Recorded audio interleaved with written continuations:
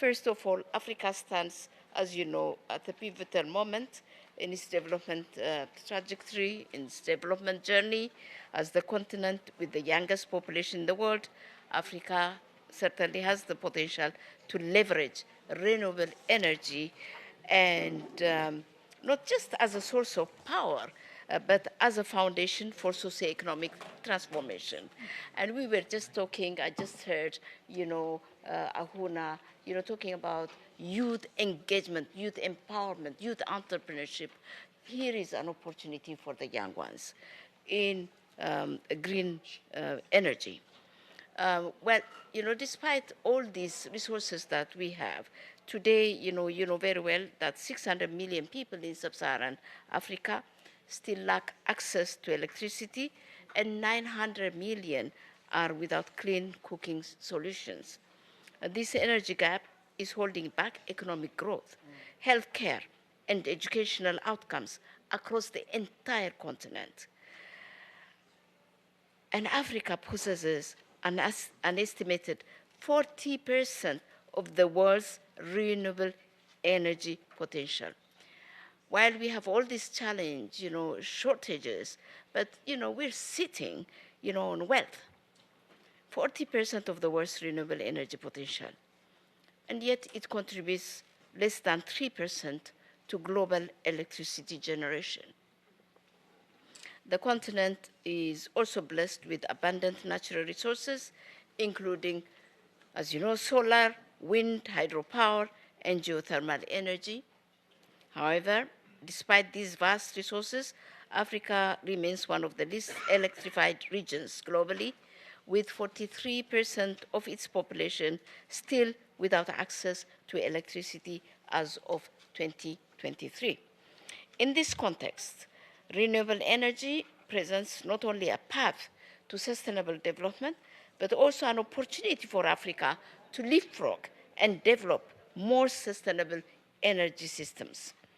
By harnessing this potential, we can create new opportunities for job creation, improve livelihoods, and build resilient economies.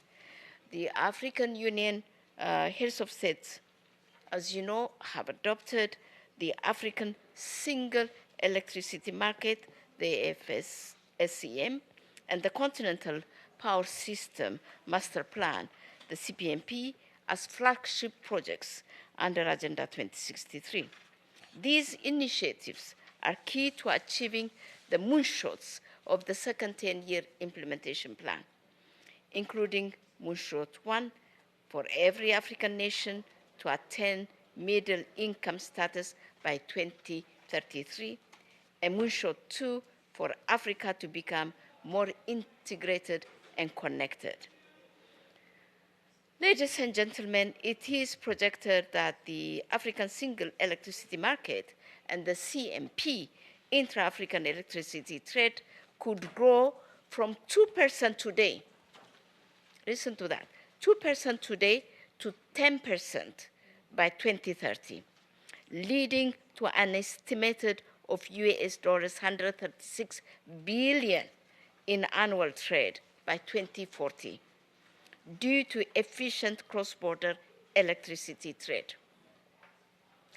Under the CPMP, the Continental Master Plan, and the Single Electricity Market, we aim to quadruple the continent's electricity generation capacity from 263 gigawatt in 2023 to over 1,200 gigawatt by 2040.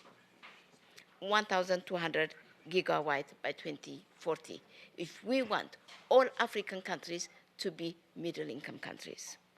And out of this, 63% of this new capacity, approximately 763 gigawatts, could come from renewable energy sources, which are there, and we have them. However, this will require an investment of approximately 1.32 trillion by 2040 in generation and cross-border transmission infrastructure. And that's not much. It's really not much. Why it's not much? Because I was addressing the, Milken Institute, the private sector actors, those that are engaged in energy, and literally all of them were so excited and they want to contribute towards that by investing in Africa. What we need to do is organize ourselves.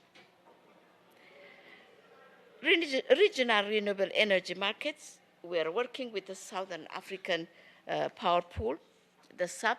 If there is somebody from, of course, my dear sister, you're from there. We have got our regional power pool, the SADC one, is operating. It's trading. And it's trading, and the market is there. These markets, as you know, it's not only the SADC, but the EAC and all the 5 regional power pools. If they do really function very well, and if we have the markets established very well, we will benefit a lot, a lot. And then once they are there, then creating the single electricity market is very easy.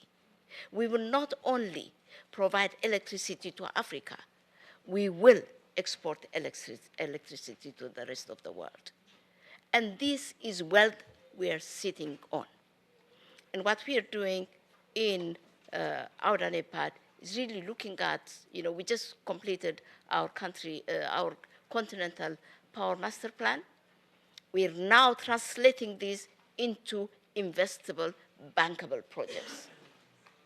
And soon we're going to have a financing summit where we would bring the investors, the guarantors, and really try to see, if we can generate, but not only generation, we're inviting the private sector in transmission. We're inviting the private sector in distribution. So from end to end, processing, we would like the private sector to be there, and that's how we can really generate, transmit, and distribute electricity to serve the entire continent. And we're very, very optimistic about that. And therefore, we really want us Africans to organize, and we want us to be proud of what we have, and we want us to innovate and try to make sure that we get investors and establish our markets. Thank you very much. I think, I will stop here. We're talking about, we can talk about the regional carbon markets, how useful they are in this whole thing, because we are really contributing to the decreasing the carbon emission.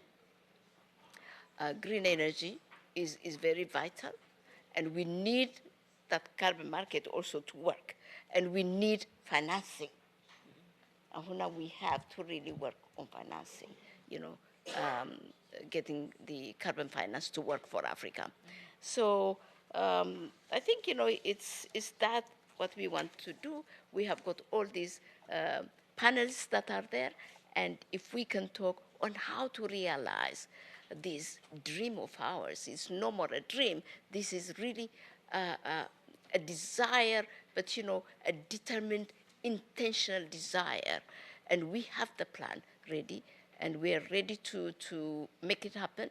So the contributions from the panelists will be towards coming out, helping Africa to really increase the generation capacity from 237 to 1,200 to make sure that African countries are, middle-income countries, but also get the private sector, involved, engaged in generation, transmission, and distribution. This is we have a great business case here. So we need your investment, we need your interest, we need your collaboration, your partnership. I guess, the moderator or the chair, if you can please help us, the African Union Development Agency, and also the UNDP, to get some insights on how to realize this. Because we don't have to reinvent the wheel. the plan is there and the strategy is there. And therefore, realizing it is very important and critical. We need partnership. Thank you very much.